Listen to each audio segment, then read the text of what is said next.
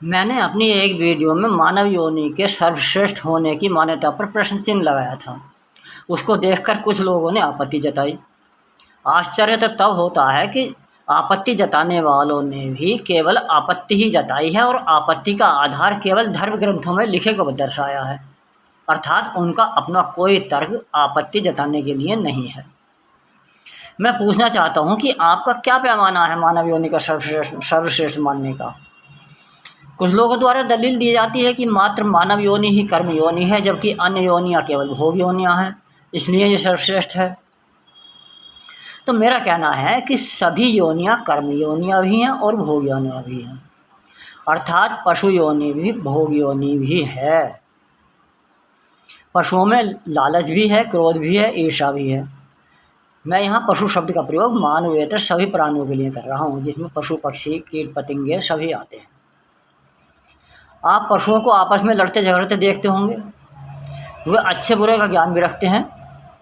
किसी शांत बैठे हुए कुत्ते को आप कुछ मत बोलिए, चुपचाप उसके पास से होकर गुजर जाइए, वो आपसे कुछ नहीं कहेगा। लेकिन यदि आप उसे छेड़ेंगे तो वो आप पर भौंकेगा। मधुमक्खियों के छत्ते के पास से आप गुजर जाइए, वे नहीं काटेंगी, आप छेड़ेंगे तो काटेंगी। और रही उचित अनुचित के ज्ञान की बात, तो इस विषय में तो संसार के मानव ही एक मत नहीं है कि क्या उचित है क्या अनुचित है। कोई किसी व्यवहार को उचित मानता है तो कोई उसी व्यवहार को अनुचित। कोई समाज हिंसा को अधर्म मानता है तो कोई समाज उसे धर्म मानता है। अतः आप ये दलील नहीं दे सकते कि पशु को उचित और अनुचित व्यवहार का ज्ञान नहीं है, जबकि मानव को है। कुछ लोग नशा करके ऐसा व्यवहार करते हैं कि उनके स्वभाव को पशुता कहा जाता है। तो भाई, पशु भी कभी कभी अच्छा कार्य करते हैं, अच्छा व्यवहार करते हैं। जैसा कि हमने देखा है कि एक शक्तिशाली कुत्ता निर्बल कुत्ते को मार रहा होता है, तो तीसरा कुत्ता आकर उस शक्तिशाली कुत्ते से झगड़ना आरंभ कर देता है। तो ये पशुओं में मानवता कहलाएगी। यानी यदि मानव में पशुता हो सकती है तो पशु में मानवता भी है।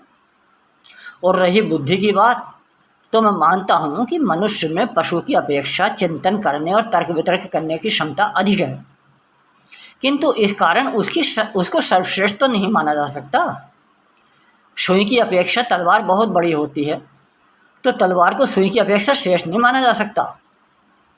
अपनी अपनी उपयोगिता के कारण दोनों ही श्रेष्ठ हैं।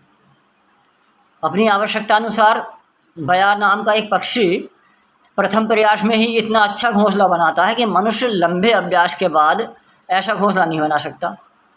उस पक्षी को इतना ज्ञान भी है कि उसके बच्चे होंगे तो उन्हें कौवा आदि से खतरा होगा, इसलिए वो उसमें उतना ही चौड़ा रास्ता रखता है जितने में वो स्वयं उसमें जा सके और उससे बड़ा कोई प्राणी उसमें प्रवेश ना कर सके। क्या ये बुद्धि की बात नहीं है? कुछ लोगों का मानना है कि मानव ने तो बहुत विकास किया है, उसने वायुयान बनाया है, जलयान बनाया है, थलयान बनाया है, यानी मोटर गाड़ियाँ। तो भाई उसको आप विकास कहते हैं? क्या पैमाना है विकास का? मानवता के अनुसार मानव ने सबसे बड़ा विकास परमाणु बम बनाकर कर लिया, तो उससे मानव को क्या लाभ होगा? इससे मानव का विकास होगा या विनाश?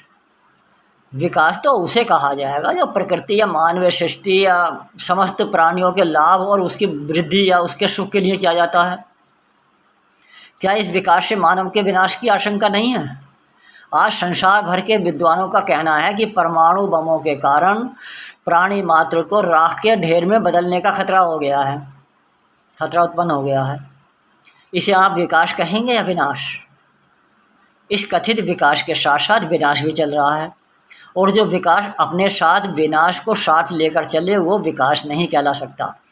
जैसे कोई संत कहा जाने वाला व्यक्ति यदि राक्षसों का समर्थन करता है तो वो संत कहलाने योग्य नहीं हो सकता। कुछ लोगों का एक तर्क और होता है, वो ये कि ईश्वर की भक्ति केवल मानव योनि में ही की जा सकती है। पशुओं को ईश्वर के विषय में ज्ञान नहीं है, इसलिए वे ईश्वर भक्ति नहीं कर सकते, इसलिए मानव सर्वश्रेष्ठ प्राणी है।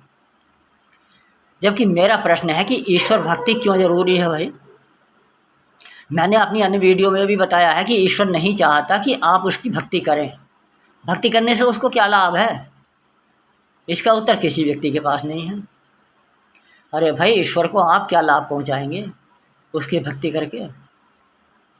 वो आपकी भक्ति से प्रसन्न क्यों होगा? कोई कारण नहीं बताएगा इसका।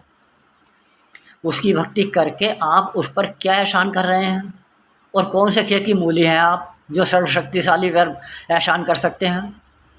अतः वो ईश्वर की भक्ति करने वाला तर्क भी मनुष्य को सर्वश्रेष्ठ प्राणी सिद्ध नहीं करता। वास्तव में ईश्वर द्वारा बनाई गई सभी योनियाँ श्रेष्ठ हैं।